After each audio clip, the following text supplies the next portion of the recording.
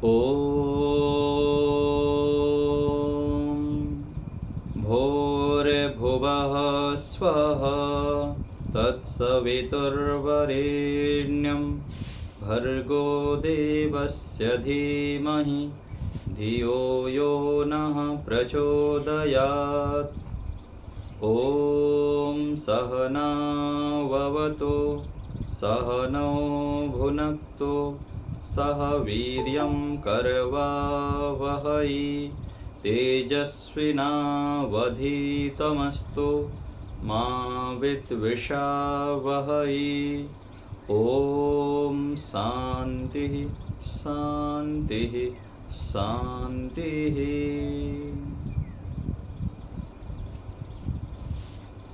सभी को सादर नमस्ते।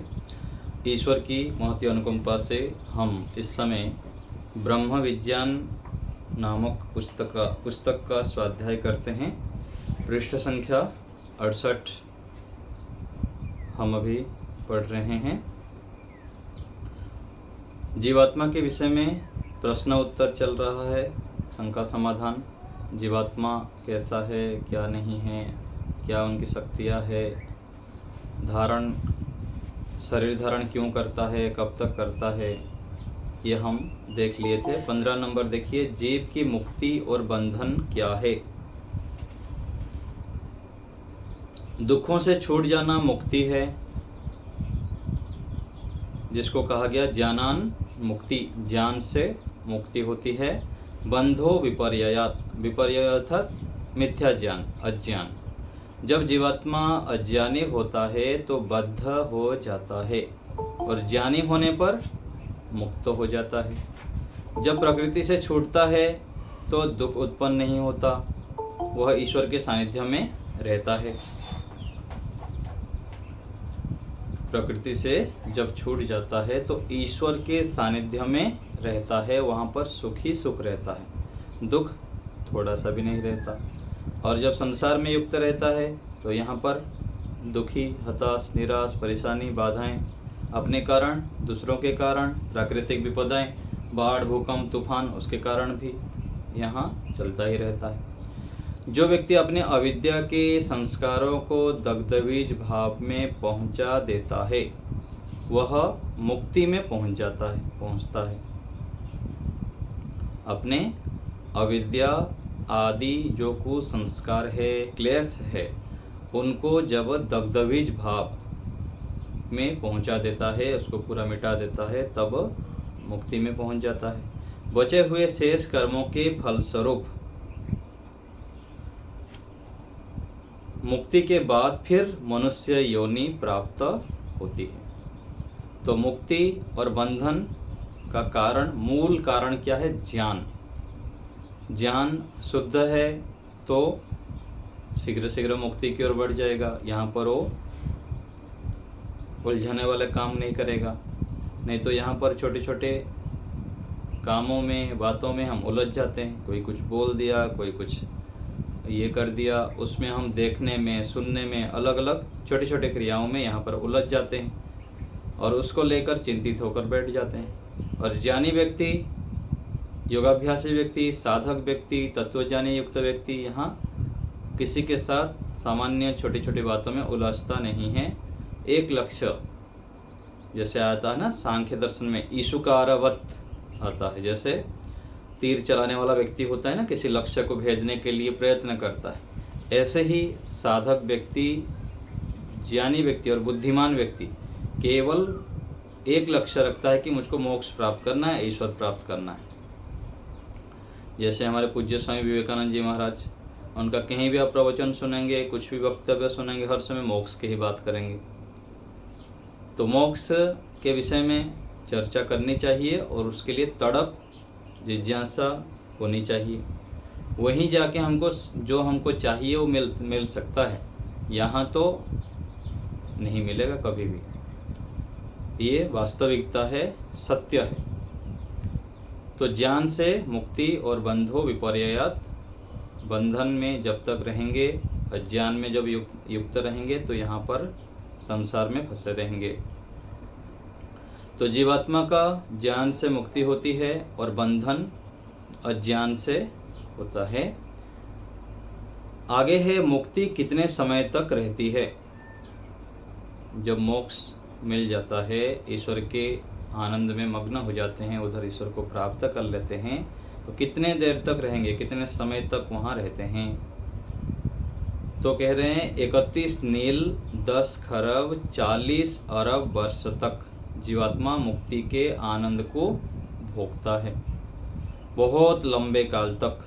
इसको दूसरे शब्द में कहते हैं कि 36,000 बार सृष्टि की उत्पत्ति और प्रलय होने तक मुक्ति में रहता है। एक बार सृष्टि की उत्पत्ति का समय कितना है? 4 अरब 32 करोड़ वर्ष, 432 करोड़ वर्ष तक सृष्टि रहता है, फिर प्रलय में भी उतना देर तक रहता है। तो इतने जो सृष्टि का काल, उत्पत्ति और विनाश काल है, उसका 36,000 बार गुना कर देंगे तो ये हो रहा है 31 नील 10 खरब 40 अरब वर्ष तक। तो इतना लंबे समय तक यदि कोई सुखी सुख चाहता है तो प्रयत्न करे मोक्ष के लिए। आगे है एक शरीर छोड़कर दूसरा शरीर पाने में कितना समय लगता है। बहुत थोड़ा काल लगता है। उपनिषद में है कि जैसे एक कीड़ा अपने एक पाँव को उठाकर आने वाले स्थान में रखता है, उतना काल लगता है। जो कीड़े होते हैं ना, चलते हैं, तो एक पैर उठा के दूसरे पैर रखते हुए उतने देर तक एक शरीर छोड़ के दूसरे शरीर तुरंत मिल जाएगा। यहाँ पर लोग चिल्लाते रहते हैं, शोक मनाते रहते हैं और चलता रहता है अपना काम इनका अज्ञानता के कारण। लेकिन वो तो तुरंत झटाक से दूसरे शरीर में जाके फिर अपना कार्य शुरू। उधर उन लोग दूसरे शरीर अर्थात फिर वहाँ प्रोसेस होगा, माता के गर्भ में जाएंगे, फिर वहाँ 1 साल 10 महीने तक बाद फिर जन्म होता है, फिर वहाँ खुशी मनाएंगे जिनके घर में बच्चे उत्पन्न होंगे। तो ये जीवात्मा एक शरीर को छोड़कर दूसरे शरीर प्राप्त करने के लिए बहुत ही अल्पकाल लगता है। प्रत्येक दिन, प्रत्येक घंटे, प्रत्येक निमिष काल में ब्रह्मांड में प्राणी लगातार उत्पन्न होते रहते हैं। कुछ अपवाद भी है। कोई महान जीवात्मा जिसे महान घर में जन्म लेना है, यदि ऐसा परिवार उस समय नहीं है तो उस जीवात्मा को थोड़े काल के लिए ईश्वर अपनी व्यवस्था में रखेगा, फिर उसे योग्य परिवार मिलने पर जन्म देगा। तो ये भी एक कुछ अपवाद है। सामान्य रूप से तो मिल जाता है, ईश्वर को सारा पता रहता है कि इसका कर्म कैसा है, तो ईश्वर तुरंत न्याय कर देते हैं। लेकिन कुछ विशेष जो आत्माएं होते हैं, मोक्ष के आसपास पहुंच गए हैं, थोड़े और काल बचा हुआ है, तो उनको तो फिर शरीर धारण करना पड़ेगा।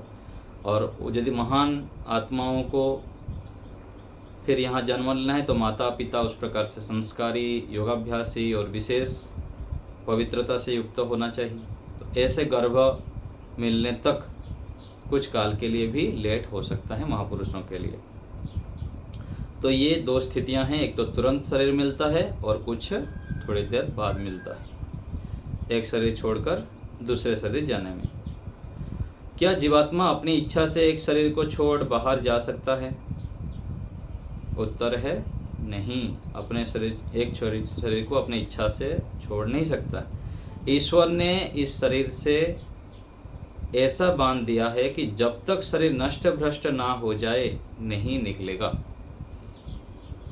एक तो आत्महत्या कर लेता है तो उठा के दूसरे ये में डाल देंगे, पशु पक्षी कीट पतंग में। और जब शरीर जरा जीर्ण हो जाता है, पूरा रहने की स्थिति नहीं रहती है, तब जाके शरीर से आत्मा निकल सकता है। अपने मर्जी से निकल नहीं सकते हैं शरीर के अंदर से, यहाँ तो बंधे ही रहेंगे। आगे है शरीर के अंदर कर्ता कौन और भोक्ता कौन है।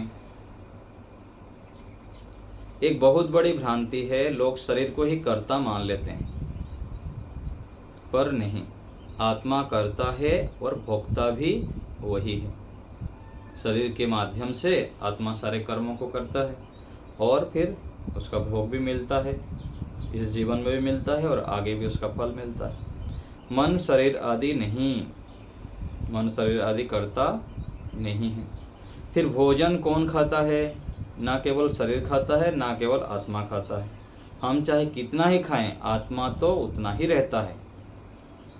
लेकिन यहाँ पर कुछ अच्छे आइटम होगा तो लोग क्या करते हैं, स्वयं अपने लिए अलग से निकाल के रख देते हैं और बढ़िया खाना चाहते हैं।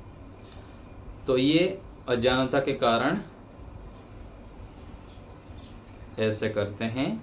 वास्तविकता ये है कि केवल शरीर के चलाने के लिए, जैसे हम तेल गाड़ी में डालते हैं, ऐसे ही शरीर को स्वस्थ रखने के लिए, मोक्ष की ओर बढ़ने के लिए साधन रूप में भोजन आदि का प्रयोग करना चाहिए, स्वाद के लिए नहीं। तो केवल शरीर भी आत्मा के बिना नहीं खा सकता। आत्मा के ज्ञान से आत्मा इच्छा करेगी तो फिर उसके माध्यम से शरीर को अंदर जाता है। केवल शरीर पड़ा रहेगा तो आत्मा के बिना भी खा नहीं सकता है। जिस शरीर में जीवात्मा है वह अपने उस शरीर की रक्षा के लिए अपने शरीर को खिलाता है। शरीर नहीं रहेगा तो फिर वो कैसे मोक्ष की ओर बढ़ेगा। इसलिए शरीर की रक्षा के लिए उसको खिलाना पड़ता है। पर सुख दुख की अनुभूति जीवात्मा करता है। तो हम इस शरीर से पृथक हैं, आत्मा हैं, और जो भी कर्म करते हैं इस शरीर को कुछ नहीं मिलता, इंद्रियों को नहीं मिलता, हम स्वयं ही उसका भोग करते हैं। आगे है प्रलय में जीवात्मा की स्थिति क्या होती है। प्रलय में बद्ध जीवात्मा मूर्छित अवस्था में बेहोशी में रहते हैं, और जो मुक्त जीवात्मा हैं वह आनंद में रहेंगे। जब प्रलय हो जाता है, सृष्टि नष्ट हो जाता है, तो नष्ट होने के बाद प्रलय अवस्था में जीवात्मा ऐसे ही पड़े रहते हैं, जैसे बेहोशी का इंजेक्शन दे दिया जाए पड़े रहते हैं। ऐसे ही जीवात्माएं पूरा सृष्टि, जब तक फिर सृष्टि उत्पत्ति का काल नहीं हुआ है तब तक पड़े रहते हैं मूर्छित होकर, ना कुछ ज्ञान है ना कुछ है। और मुक्त आत्माएं बढ़िया ईश्वर के आनंद में मग्न रहते हैं, भ्रमण करते रहते हैं और आनंद में युक्त रहते हैं। मृत्यु शरीर कैसे छोड़ता है। कोई कहते हैं कि मृत्यु होने पर जीवात्मा कान से, आँख से, मुंह आदि से अथवा सिर फोड़ के निकलता है। यह ठीक नहीं है, क्योंकि जीवात्मा बहुत ही सूक्ष्म है, वह कहीं से भी निकल जाएगा। उसके लिए कोई अवरोधक नहीं है, कहीं से भी जा सकता है। तो कई बार बोल देते हैं ना कि जब कोई योगी व्यक्ति होता है तो सिर के ऊपर से वहाँ से निकलता है, और ऐसे ऐसे अलंकारिक का वर्णन करते हैं। तो ये बातें कोई प्रमाणिक नहीं हैं, ऐसे ही बोल देते हैं। तो कहाँ से निकलता है शरीर से आत्मा, वो कोई निश्चित नहीं है, क्योंकि सूक्ष्म होने से कहीं से भी निकल के जा सकता है। ईश्वर अपने व्यवस्था से ले लेते हैं। क्या एक जीवात्मा दूसरे के द्वारा किए कर्मों का फल प्राप्त करता है। उत्तर है नहीं, किंचित मात्र भी नहीं। अपना कर्म अपने साथ, दूसरे के किए हुए कर्मों का फल नहीं भोगता, लेकिन दूसरे के किए हुए कर्मों से सुख दुख तो भोगता है। दूसरा यदि कुछ गलत काम करेगा तो उसका प्रभाव तो पड़ेगा, सुखी दुखी तो होंगे, लेकिन कर्म जो हम करते हैं अपना हिसाब किताब अपने खाते में ही रहेगा, दूसरे का दूसरे को नहीं मिलता है। ऐसे मान के हमें कर्म करना चाहिए, अच्छे कार्यों को करते जाना चाहिए। तो एक जीवात्मा के द्वारा किए हुए कर्मों का फल दूसरे जीवात्मा को किंचित मात्र भी नहीं मिलता है। आगे है, क्या जीवात्मा ईश्वर का अंश है। उत्तर है नहीं, जीवात्मा ईश्वर में रहता है परंतु अंश नहीं है।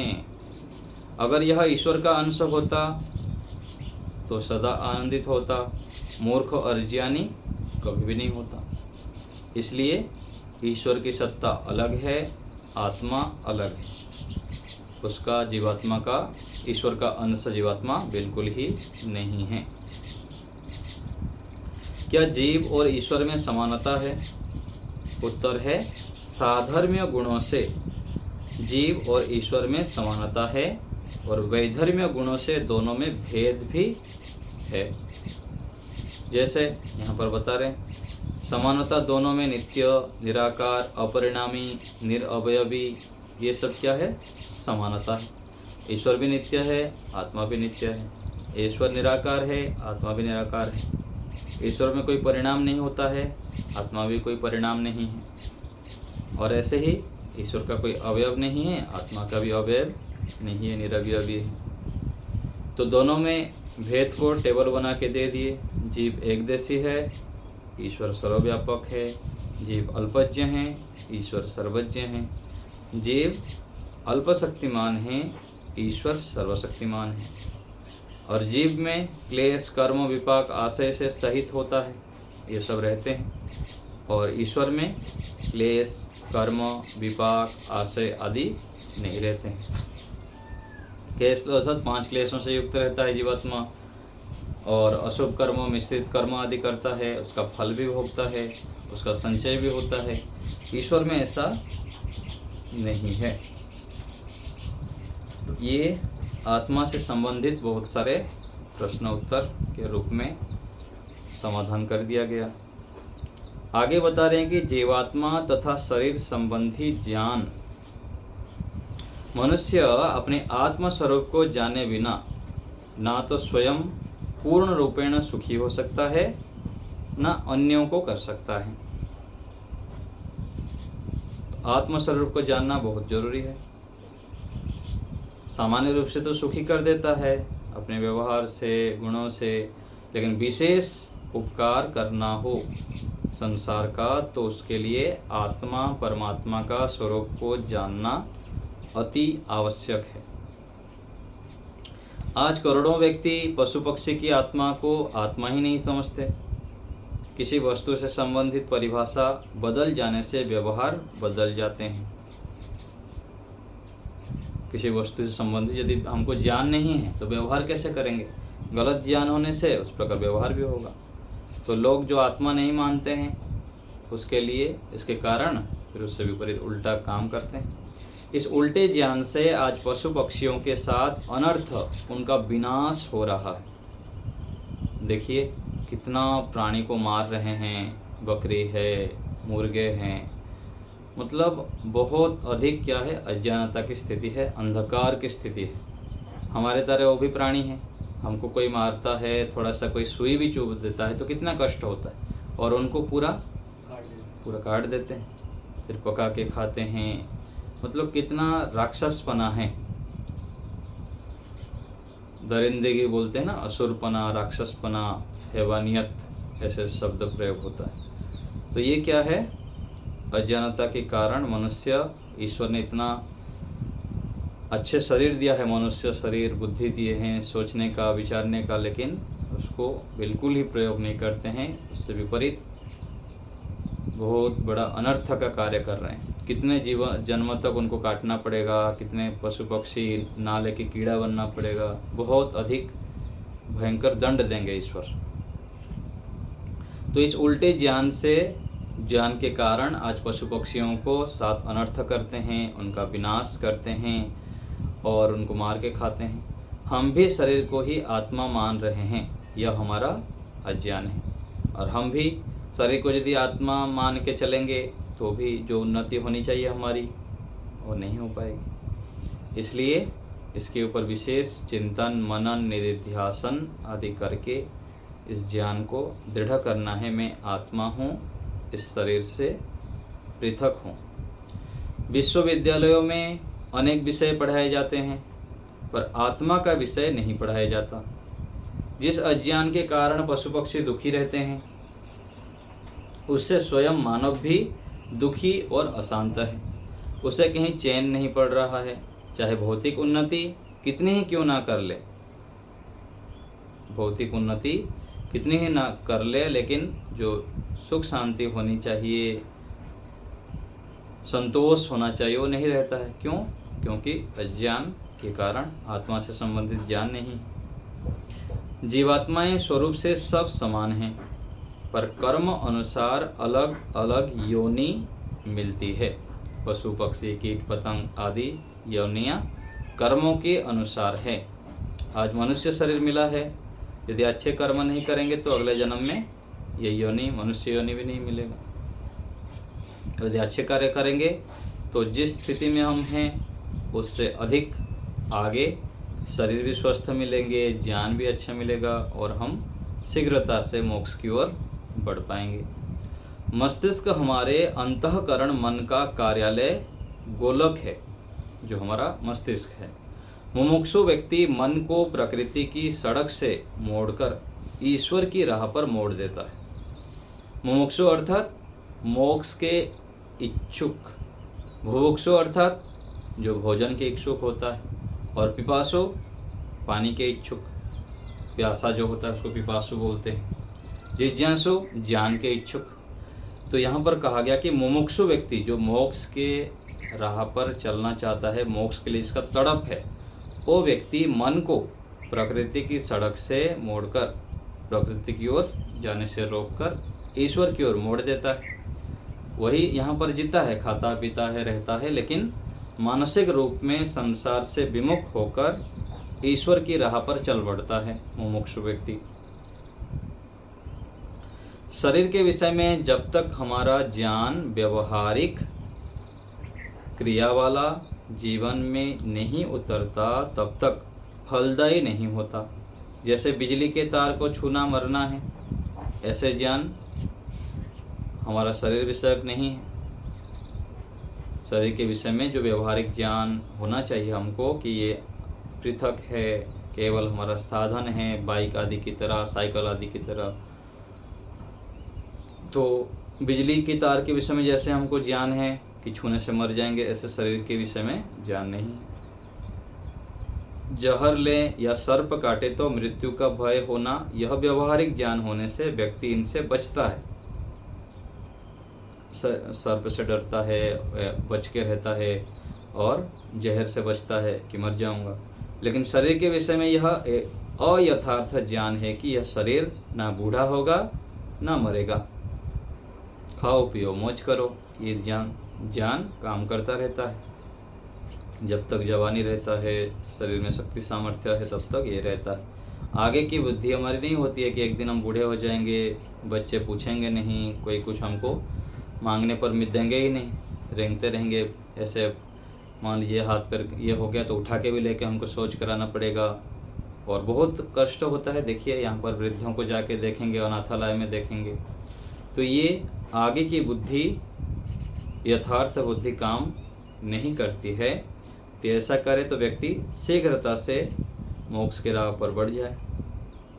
यह नित्य पवित्र चेतन मात्र सुखदायी है, ऐसा मानकर इससे प्यार मोह करना अज्ञान अविद्या और यह दोष है। शरीर को नित्य मानना, पवित्र मानना, चेतन मानना शरीर को, ये मिथ्या ज्ञान है। इससे हमको बचना चाहिए, इस दोष को हटाना चाहिए। यथार्थ ज्ञान क्या है? यह सुंदर दिखने वाला शरीर गंदगी का घर है। इसमें से प्रत्येक क्षण पसीना आदि मल निकलते रहते हैं। मुख में हलवा डालकर कुछ देर रखने के बाद निकालने पर देखने को मन ना हो। ये सब यथार्थ ज्ञान है, इसके विषय में वर्णन कर रहे हैं। जहाँ यह उल्टी करे वहाँ कोई बैठे भी नहीं। शुद्ध वायु ली छोड़ने पर विषैली गंदी निकलती है। शरीर की चमड़ी हटाने पर क्या उसे देखने चूमने को लालायित होगा? क्या सुंदर बाल खाने में लेंगे? ईश्वर की कृपा है कि अपनी माया से इस शरीर को सुंदर चमड़ी से ढका हुआ है। इसके अंदर मांस, मज्जा, नसों के जाल, कंकाल और मल भरे हैं। कुष्ठ, चेचक आदि रोग होने पर किसके मन को भाएगा? और विवेक होने पर शरीर के प्रति आसक्ति समाप्त हो जाएगी। कितना ही सुंदर शरीर क्यों ना हो, मृत्यु होने पर कोई छूना भी नहीं चाहेगा।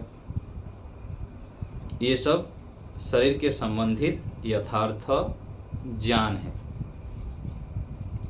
शरीर से उपयोग लेना है पर यह भोग्य नहीं है। इससे ईश्वर प्राप्ति करनी है। इसमें आसक्त ना होकर त्याग पूर्वक भोग करना है। स्वाध्याय, सत्संग, अभ्यास छोड़ देने से निश्चयात्मक ज्ञान भ्रमात्मक और अभावात्मक में बदल जाता है।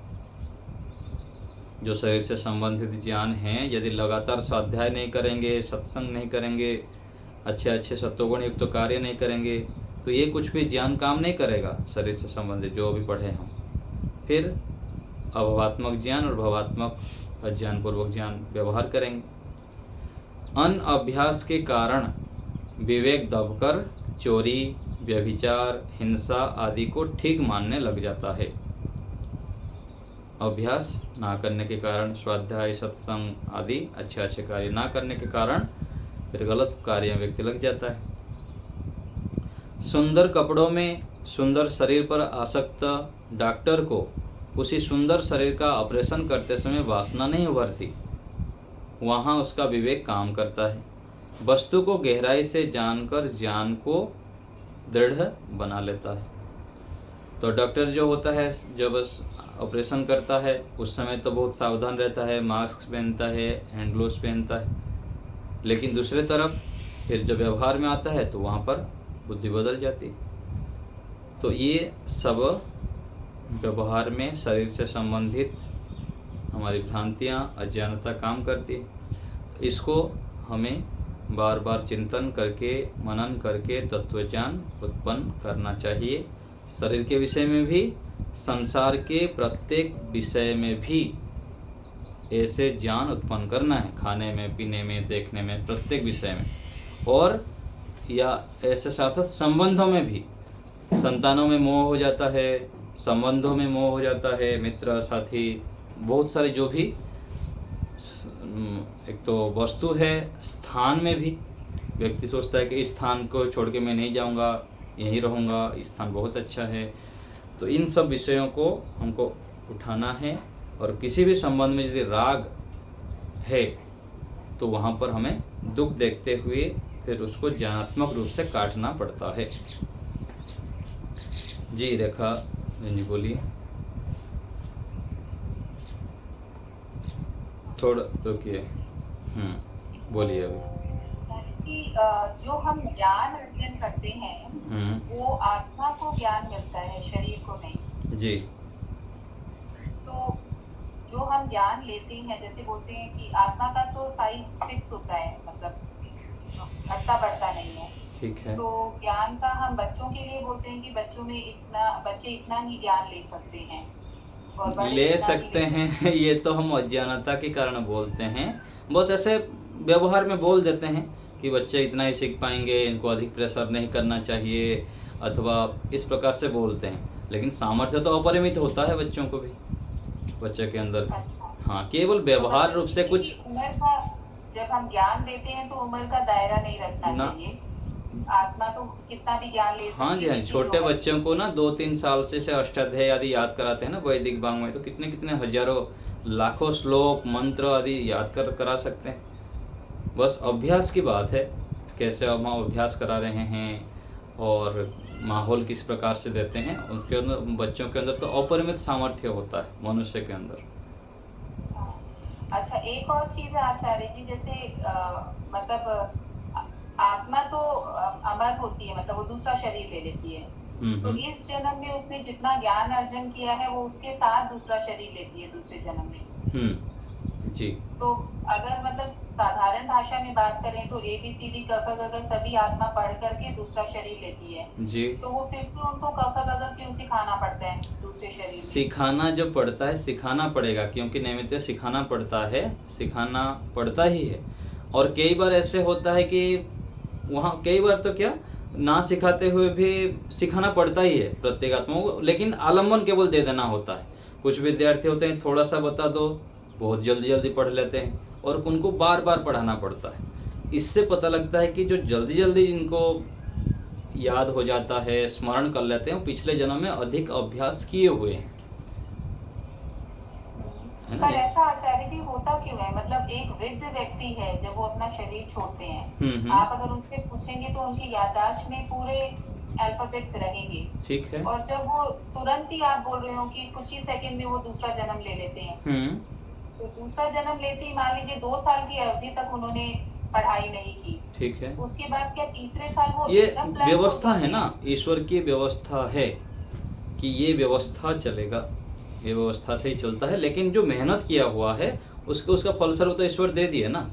इसलिए तो कहा जाता है कि भाई इससे आपको बचना है तो फिर से जन्म लेना है, फिर से स्कूल जाना है, फिर से इतना पढ़ाई करना है, फिर से आपको इतना मेहनत, इसलिए यहाँ जल्दी जल्दी करो, है ना। और ये ईश्वर की व्यवस्था है कि अगले जन्म में आपको फिर से माता के गर्भ में इतने दिन तक रहना पड़ेगा, फिर बड़े होने तक, जब तक माता पिता पढ़ाई नहीं है तब तक आपको फिर से उतना बिछुड़ के रहेंगे। लेकिन जितना मेहनत किए हुए हैं वो तो फिर शीघ्रता से आ जाता है, ये व्यवस्था है। इसको हमको स्वीकार करना पड़ेगा, इस व्यवस्था को। मेहनत जो किए हैं वो व्यर्थ नहीं जा रहा है। दूसरे शरीर में जाती है तो उसकी स्मृति कुछ कम हो जाती है, हाँ, हम ऐसे ले सकते हैं इस बात जी को? जी जी, स्मृति हो जाए, वो पिछले को याद नहीं कर पाएगा। हाँ, ये नियम है कि जो भी आप यहाँ पर किए हैं पिछले को याद स्मरण नहीं कर पाएंगे, ये कटिंग करके रख देते हैं ईश्वर। पीछे को यदि याद आएगा तो फिर व्यक्ति फंस जाएगा यहाँ पर। मान लीजिए कोई गरीब घर में आ गया, पिछले जीवन में वो करोड़पति था, तो सोचते सोचते वो दुखी होता रहेगा। इस दृष्टि से ईश्वर ने अच्छे किए हैं व्यवस्था कि वो भूल जाता है। ऋषि दयानंद जी ने कई जगह पर लिखे हैं कि पिछले जन्म की बात याद नहीं होती। यहाँ तो लोग बहुत सारे ऐसे भ्रांतियाँ फैलाते रहते हैं, कितनी सच्चाई तो हमारे सामने कोई ऐसे आया नहीं है। ये ऋषियों के प्रमाण के आधार पर मानेंगे तो पिछले जीवन की बात याद नहीं आता है। लेकिन ये हमको मान के चलना कि जो भी हम यहाँ पुरुषार्थ करते हैं अगले जन्म में वो जुड़ता है और फिर वहाँ से शुरू होता है। कर्मों के आधार पर। हाँ जी, कर्मों के आधार पर। ठीक है। हाँ, सुदेशना माता जी बोलिए। जी नमस्ते। जी नमस्ते। अभी जो रेखा बहन बताई कि जो पिछले जन्म का बात हम भूल जाते हैं, इस कारण क्या भूल जाते हैं कि हम जो ये शरीर साधन मिला था वो शरीर छूट जाने के कारण वो जो मस्तिष्क में हमारा जो ज्ञान है इसके कारण हम नहीं, सूक्ष्म शरीर तो साथ में रहता है, सूक्ष्म शरीर साथ में रहता है, कोई बदलता नहीं है, केवल शरीर ही अलग हो जाता है। सूक्ष्म शरीर जो 18 तत्व है, ज्ञान संस्कार सब कुछ रहता है, लेकिन एक व्यवस्था ईश्वर बना रखे हैं ना, यथा पूर्वम अकल्पयत आता है ना मंत्र, कि जैसे पिछले जन्म में था, पिछले जीवन ये सृष्टि में था, ऐसे ही इस सृष्टि में है। ऐसे ही आत्माओं के लिए भी ऐसे व्यवस्था कर दिए हैं कि अगले शरीर में गिर जाएगा तो पीछे के ज्ञान को, स्मरण शक्ति को सारा काट देंगे। लेकिन जो उसका कर्म है उसको, उसमें कटौती नहीं होता है। ईश्वर उसमें पूरा न्याय व्यवस्था में सब कुछ देते हैं। यहाँ तो इसलिए होता है ना, माता के एक हाँ, एक माता के घर में 4 संतान उत्पन्न होते हैं, एक तो बहुत बढ़िया बढ़िया कार्य कर रहा है, एक गलत ये कर रहा है, इससे क्या पता लगता है ना। और माता जी कई बार पुरुषार्थ बहुत अच्छे किए हुए रहती है, संतान गलत उत्पन्न हो जाते हैं। पवित्रता से जीती हैं और संयम से जीती हैं, उसको बढ़ाने के लिए कितना त्याग तपस्या करता है, व्रत उपवास करते हैं, फिर भी बच्चे बिगड़ जाते हैं, है ना। ऐसे भी देखने में आता है। तो इससे पता लगता है कि बहुत सारे जगह पर पिछले जो कर्म है उसका वो धक्का देता है, उसके कारण वो फिर ये भी होता है कि मान लीजिए 20-25 साल 30 साल तक भी, 50 साल तक भी वो गलत रास्ता में चलता है, फिर उसके बाद अच्छे संस्कार कुछ आलम्बन मिल जाता है पिछले कर्मों के कारण, वहाँ पर फिर वो महापुरुष बन जाता है, अर्थात महान कार्य करने लग जाता है। ये भी देखने में आता है। ठीक है, तो इसे हमको मान के चलना होता है। ठीक है आचार्य जी। और एक बात, तो कोई पूरा आत्मज्ञान से परिपूर्ण हो गया, वो वेद शास्त्र दर्शन उपनिषद सब पढ़ लिया, हाँ जी, फिर भी यदि वो मैंने स्वाध्याय छोड़ देगा तो उसको भी अविद्याग्रस्त कर, मैंने अविद्या में वो ग्रसित हो जाएगा। हाँ, क्यों नहीं। पढ़ना, केवल पढ़ने से काम नहीं चलता है। कि पढ़ना तो एक पक्ष है, छोटा सा काम है पढ़ना, 20%। पढ़ने के बाद फिर उसके ऊपर मनन करना 20%, फिर निधिध्यासन करना 20%, 60 हो गया। फिर व्यवहार आके 40 होता है, 40 होने के बाद ही परिपूर्ण होता है, 100 तक जाता है। केवल बहुत सारे दर्शन पढ़ लिया, व्याकरण पढ़ लिया, वेद पढ़ लिया, सुन लिया बहुत कुछ, तो काम नहीं चलता है। पढ़ने के बाद फिर आगे उसके मनन करना पड़ता है, स्वाध्याय फिर से आवृत्ति करनी पड़ती है, फिर निधिध्यासन करना पड़ता है, उस विषय को पूरा निर्णय करना पड़ता है। फिर निर्णय के बाद फिर आगे व्यवहार करना पड़ता है, व्यवहार में बार बार ठोकरे खाएगा, फिर संभलेगा, फिर ठोकरे खाएगा, फिर जाके मजबूत होता है ज्ञान। अच्छा, तो जिंदगी भर हमको स्वाध्याय करना चाहिए। और देखिए ना स्वामी करना सत्यपति चाहिए। जी के विषय में देखिए, स्वामी सत्यपति जी महाराज जब तक पूरा अंतिम क्षण तक थे, 90 साल से अधिक, पूरा पुस्तक पकड़ के बैठे रहते थे ऋषि दयानंद जी के। योग दर्शन है, व्यवहार भानु है, सत्यात प्रकाश है, कितने बार पढ़ चुके होंगे, कितने हजार बार पढ़ चुके थे, फिर भी क्यों पकड़ के बैठ रहे थे? ऋषियों की आज्ञा है, स्वाध्यात्मा प्रमाद, छोड़ना नहीं है। ठीक है ना? धन्यवाद आचार्य। निर्मला माता जी बोलिए। नमस्ते आचार्य जी जैसे आपने ईश्वर के जीव और परमात्मा के समान गुण बताए, ये परिमाण और अव्यय दोबारा से बता सकते हैं? परिणाम अर्थात परिवर्तन नहीं होता है। परिणाम अर्थात अपरिणामी, जो कहा गया ना, परिणाम परिवर्तन नहीं होता है। जैसे यहाँ पर कोई वस्तु है, हम एक फल रख देते हैं अथवा भोजन बना लेते हैं तो उसमें परिणाम हो जाता है ना, बासी बन जाता है, फिर उसमें विकृति आ जाती है। ऐसे ईश्वर और आत्मा में नहीं होता है परिवर्तन। हाँ, निरअवयवी अर्थात अवयव, अवयव जो यहाँ पर शरीर में ये है ना, रस रक्त मांस मज्जा हड्डी, ये सब अवयव है ना शरीर में। और वृक्ष में अवयव लेंगे तो टहनी है, पत्ता है, ये सब अवयव है। ऐसे कोई अवयव नहीं होता है। मूल आत्मा और परमात्मा में कोई अवयव नहीं है। ठीक है? हाँ, कुसुम माता जी बोलिए। नमस्ते आचार्य जी नमस्ते। कि मस्तिष्क हमारे अंतःकरण मन का कार्यालय है, यानी अंतःकरण मस्तिष्क में रहता है। हाँ, ऐसे मन मस्तिष्क में रहता है, ऐसे मानना चाहिए। क्योंकि विद्वानों का ऐसे कहना है कि जब हम देखते हैं कोई निर्णय करते हैं तो मस्तिष्क के गोलक से होता है। कोई निर्णय करते हैं ना, सीधा सीधा हम जब ऐसे थोड़ा विचार करेंगे तो मन से ही कंट्रोल होता है।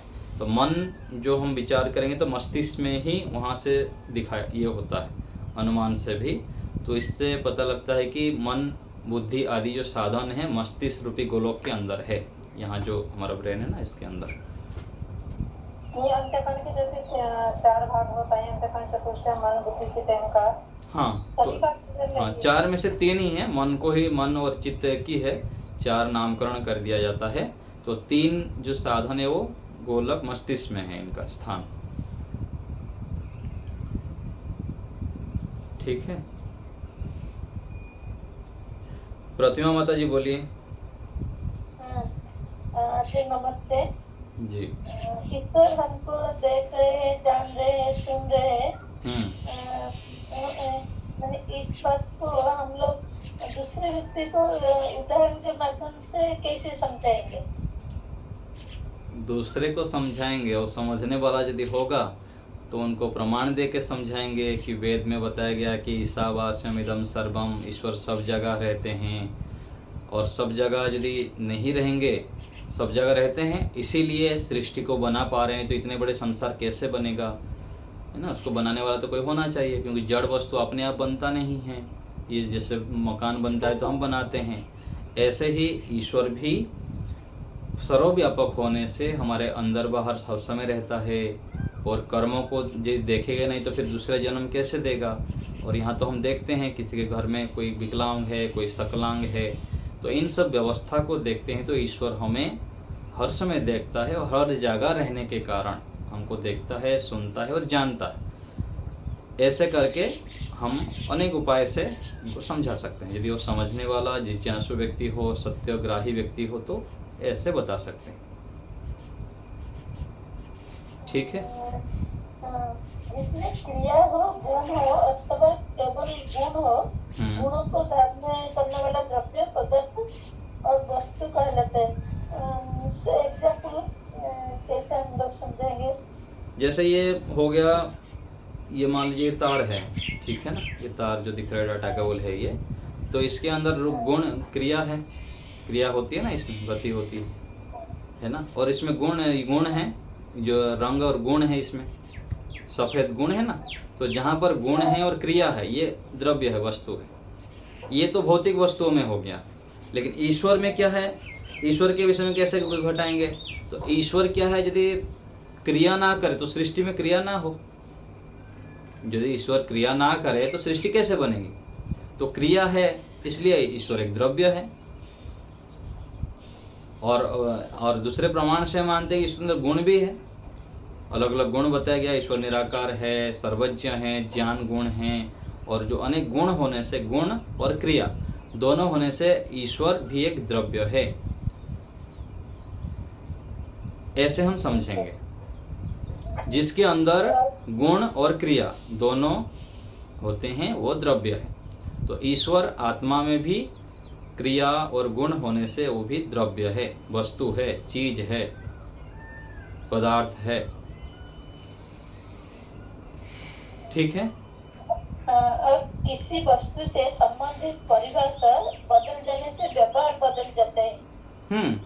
तो किसी वस्तु के यदि संबंध में हमको ज्ञान नहीं होगा कि इस डाटा केबल से क्या काम हो रहा है, मेरे को यदि ज्ञान नहीं है तो मैं इससे लाभ कैसे उठाऊंगा?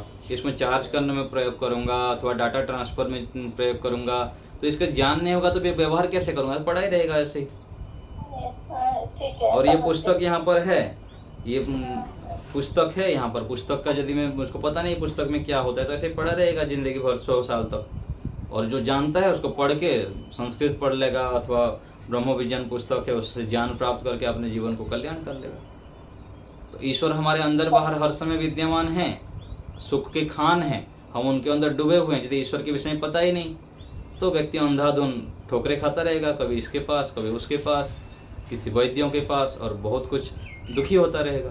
और यदि जानता है कि ईश्वर गुणों के खान हैं, आनंद के स्रोत हैं, परम वैद्य है, तो परमात्मा का ध्यान करेगा, ईश्वर से ज्ञान बल आनंद प्राप्त करके मस्त रहेगा।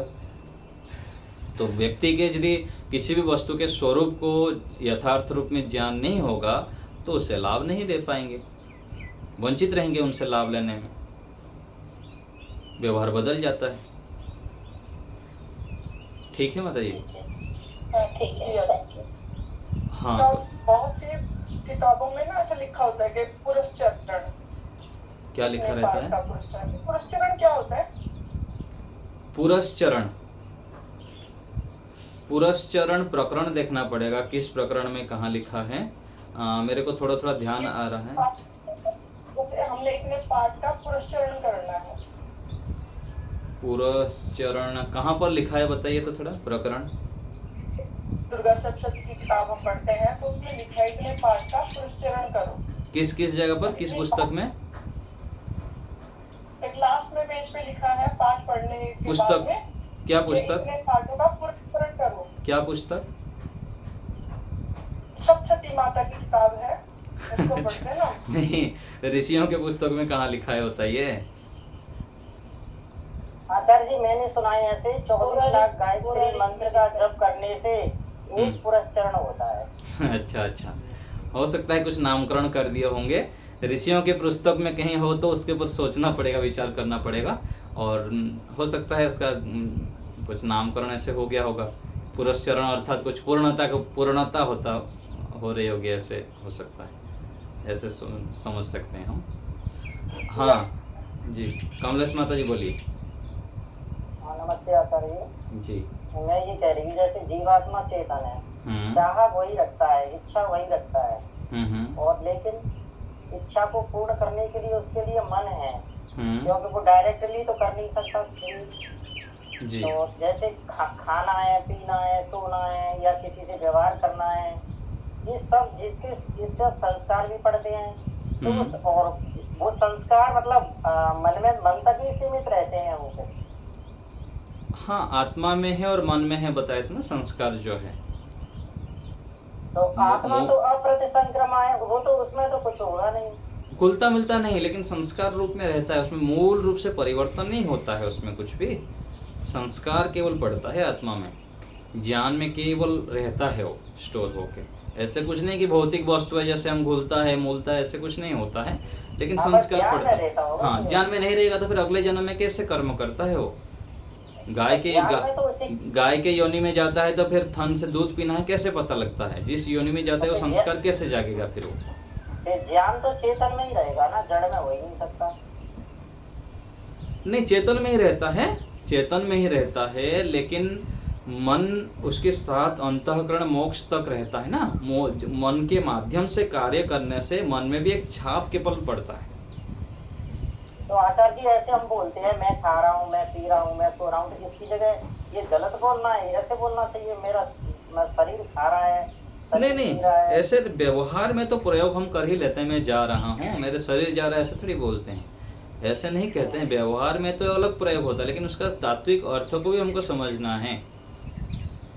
जैसे हम बोलते हैं ना कि कहीं गए तो मैं अहमदाबाद आ गया, दिल्ली आ गया मैं, है ना, तो दिल्ली आ गया बोलते हैं ना, दिल्ली आ गया, वो आ गया, तो आया क्या, हम पहुंचे वहां पर, लेकिन बोल देते हैं आ गया बोल के।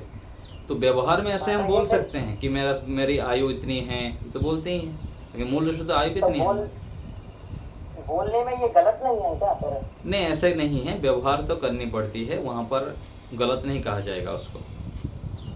तो आचार्य जी मैंने ऐसा सुना है, बहुत से विद्वान कहते हैं यदि हम चेतन को और जड़ को अलग अलग देखना चाहते हैं तो हम प्रयोग भी ऐसा करते रहेंगे ना बहुत समय तक, तो हमें जड़ और चेतन का आभास अच्छी तरह से हो जाएगा। लेकिन उस स्थिति विशेष में करनी होती है, ऐसे करेंगे तो फिर व्यवहार भी नहीं चलेगा ना, लोग फिर समझ नहीं पाएंगे हमारे भाव को। जो वाणी से हम प्रयोग करते हैं ना, वहाँ पर दूसरे को जो व्यवहारिक चीज़ें उसके आधार पर बोलना चाहते हैं, ठीक है ना। मैं खा रहा हूँ नहीं बोल के मैं शरीर को खिला रहा हूँ, ऐसे बोलेंगे तो आपको पागल बोलेंगे, क्या हो गया इसको। नहीं आचार्य, लेकिन जैसे फर्क तो पड़ता है, जैसे मेरे कोई चोट लग गई हाथ पैरों में और मैंने ये सोच लिया मेरे शरीर में चोट आई है, तो सोचने में लिए आप स्वतंत्र हैं। योगाभ्यासिक बनना है तो अधिक उसमें डूब जाएंगे, तो फिर व्यवहार में लोग आपको फिर पागल बोलेंगे। और चलो बोलना है बोलने दीजिए, कुछ जगह पर तो चल जाएगा, कुछ जगह पर तो चल जाएगा कि चलो मैं पागल हूँ, पागल ही रहने दो, लेकिन अधिक जगह पर वो अधिक प्रयोग नहीं कर सकते। हाँ, मानसिक रूप में आप अपने ढंग से प्रयोग कर सकते हैं ऐसे। आचार्य जी मन में तो सोच सकते हैं ना हम पूरे टाइम के लिए। हाँ, क्यों नहीं, बिल्कुल जितना चाहे सोचिए, प्रत्येक क्षण सोचिए, ये तो वैराग्य के लिए बहुत जरूरी है। लेकिन ऐसा मेरा अनुभव है कि मैं जैसे ही ये सोचती हूँ ना कि शरीर में चोट है, शरीर को हो रही है परेशानी, तो मुझे कम होने लग जाती है, मुझे ज्यादा नहीं होती। क्यों नहीं, ये तो होगा, लाभ होगा, अवश्य होता है। धीरे धीरे हम अभ्यास करते हैं तो हो जाता है। ऐसे ईश्वर प्रणिधान का भी ऐसे ही अभ्यास जब हम करते हैं, ईश्वर मुझे देख सुन जान रहा है, धीरे धीरे करते करते इससे बहुत लाभ होता है। ठीक है, रेखा जी और कुछ बोल रही हैं, हाथ उठा हुआ है कुसुम माता जी। आचार्य जी, ये इसलिए है ना, जीवात्मा ईश्वर में रहता है परंतु अंश नहीं है, ईश्वर का अंश नहीं। इसको किसी उदाहरण से आप समझा। अंश अर्थात ऐसे बोलते हैं ना कि जैसे घी है वो दूध का अंश है, दूध से घी बना है, ठीक है ना। दही है दूध का अंश है, मिठाई है ये दूध का अंश है, क्योंकि दूध से प्रोसेस होके मिठाई में आया हुआ है, ठीक है ना। तो ऐसे जो अद्वैतवाद लोग हैं ना, जो अहम ब्रह्मास्मि एक ब्रह्म को ही मानते हैं, बहुत बड़े मात्रा में उनकी चलती है, हमारे संप्रदाय से चला है। उन लोग ब्रह्म जीवात्मा को परमात्मा का अंश मानते हैं, संसार को भी परमात्मा का अंश मानते हैं। देखिए कितने अज्ञानता है। इसको मैं परमात्मा का अंश मानूंगा तो अंश जो होता है, जो अंश के अंदर जिससे ये बना है उसका गुण तो इसके अंदर आना चाहिए। तो ईश्वर आनंद स्वरूप हैं, ईश्वर निराकार है, तो ये साकार हो गया, ये तो फिर इसके अंदर आनंद कहाँ है। और आत्मा को यदि इस परमात्मा का अंश मानेंगे तो जीवात्मा तो परमात्मा तो सर्वशक्तिमान है, लेकिन जीवात्मा तो अल्प शक्तिमान है, इसके अंदर ये नहीं। और आत्मा तो परमात्मा तो सर्वज्ञ है, इसके अंदर भी सर्वज्ञता होनी चाहिए। तो इस दृष्टि से एक बात ठीक है आचार्य जी, पर फिर जीवात्मा ईश्वर में रहता है, किसी चीज के अंदर कोई चीज रहेगा तो उसका भाग ही तो हो गया ना। नहीं, भाग होना मतलब ऐसा है ना कि ईश्वर में कोई आकार नहीं है ना, ईश्वर सूक्ष्म है। ईश्वर सूक्ष्म होने से कोई जागा अवयव घेरता नहीं है, इसीलिए परमात्मा सर्वव्यापक होने से वो प्रत्येक प्रकृति के कण कण में विद्यमान है और आत्मा भी उसमें है, कोई उसमें दोष नहीं है। क्योंकि साकार वस्तु के ऊपर स्थान घेरने से उसके अंदर वो रहेगा नहीं, लेकिन जो निराकार है कोई स्थान घेरता है, तो उसमें कितना भी रहने में क्या समस्या है। एक स्थान पर दोनों ही रह सकते हैं, आत्मा भी रह सकता है, परमात्मा भी रह सकता है। और आत्मा से, प्रकृति से और भी ईश्वर सूक्ष्म होने से वो सबके अंदर पूरा ठसाठस भरे हुए हैं, ऐसे हमको समझना चाहिए। और ये जो हम बोल रहे हैं ये प्रमाणों से भी सिद्ध हैं, अलग अलग प्रमाणों से, वेद आदि प्रमाणों से भी ऐसे ही कहा गया है। परमात्मा अणु से भी सूक्ष्म हैं और सर्वत्र व्यापक हैं, विभु हैं, और ये सब प्रमाण भी अलग अलग जगह पर विद्यमान हैं। और हम जब देखिए कोई बात होता है, जब हम सत्याग्राही होकर शास्त्र को भी पढ़ते रहते हैं और साथ साथ स्वयं हम योगाभ्यास करते हैं, अपने चित्त को शुद्ध करते हैं और स्थिर करते हैं, तो हमें स्वतः ही सत्य समझ में आता है। और समझ में आने के बाद भी और भी हम ईश्वर समर्पण होते हुए जब चलते रहते हैं, तो वो ज्ञान हमको परिपक्व रूप से पूरा स्पष्ट हो जाता है ना। जो भी हम पढ़ते हैं, सुनते हैं, कुछ समय तक तो हमको ये सब मान के चलना पड़ता है, ऋषियों को, वेदों को, इन सबको हमको सत्य मान के चलना पड़ता है। और साथ साथ फिर योगाभ्यास, जीवन में पवित्रता, सात्विकता, ये सब जब करते जाएंगे तो ये बात हमको फिर स्पष्ट हो जाता है। ठीक है, ठीक है। और कोई बात? कुसुम माता जी कुछ बोल रही हैं?